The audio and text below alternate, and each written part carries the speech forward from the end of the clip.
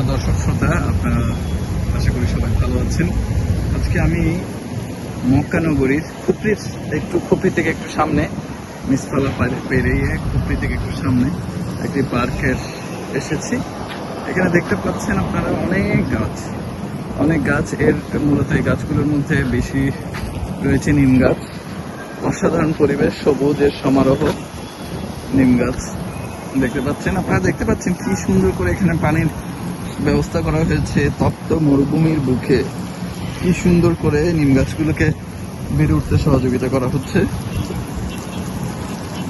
সার্বক্ষণিকভাবে এগুলোতে পানি ছিটানো হচ্ছে, পানি দেওয়া হচ্ছে সুন্দর করে। সবুজ ঘাস, মনে হচ্ছে যেন নতুন একটা একখণ্ড বাংলাদেশ। সাধারণ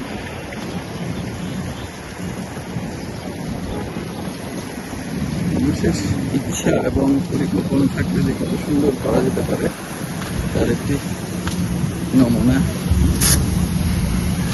খুবই অসাধারণ লাগছিল। আমরা উপভোগ করছিলাম এখানে, অনেকক্ষণ ধরে আমরা আড্ডা দিচ্ছিলাম। আমাদের আরেকজন সফর সঙ্গী হোসেন মক্কি, সে আমাদের জন্য গাড়ি নিয়ে আসার কথা। তো আমরা এই ফাঁকে আমরা একটা আড্ডা জমিয়েছিলাম এখানে। আমাদের টিম লিডার অধ্যাপক আলী আরশাদ চৌধুরী বাদশা ভাই, আমাদের ভাগিনা রাকিব। অনেক সুন্দর মুহূর্ত, আসলে যেটা ভাষায় প্রকাশ করার নয়। এত চমৎকার, এত সুন্দর যে মক্কা নগরীতেও একটি পার্ক আছে, খুবই কাছে হারাম শরীফে। এই জিনিসটি আমাদেরকে খুব আনন্দিত হয়েছি। আমরা অনেকক্ষণ আমরা এখানে এসে বসে গল্প জমিয়েছিলাম, মনে হচ্ছিল বাংলাদেশের কোনো একটি মাঠে বসে আছি। আপনারাও চাইলে খুব সহজেই এখানে আসতে পারেন।